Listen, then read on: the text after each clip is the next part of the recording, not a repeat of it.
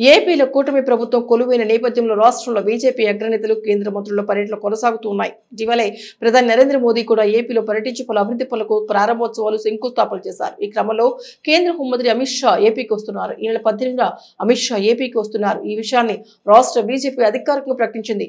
తన పర్యటనలో భాగంగా ఈ నెల 18న అమిత్ షా ఏపీకి చేరుకుంటారు. ఆ రాత్రి ఉండవల్లిలోని చంద్రబాబు నివాసంలో ఆయనతో భేటీ అవుతారు.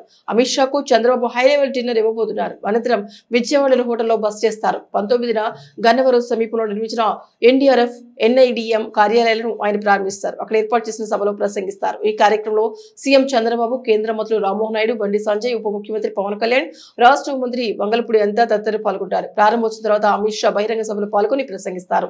విజయవాడ సమీపంలోని కొండపావులూరులో నిర్మించిన national institute of disaster management తో పాటు 10వ బెటాలియన్ ఎన్డీఆర్ఎఫ్ క్యాంపులను అమిత్ షా ప్రారంభిస్తారు. ఇవి కేంద్ర హోంమంత్రిత్వ శాఖ పరిధిలోనివి కావడంతో ఆయన ప్రత్యేకంగా వస్తున్నారు. ఈ పర్యటన రాజకీయంగా కూడా ఆసక్తి రేపుతోంది. అమిత్ షా పర్యటన కోసం ప్రభుత్వం పకడ్బందీగా ఏర్పాటు చేస్తోంది.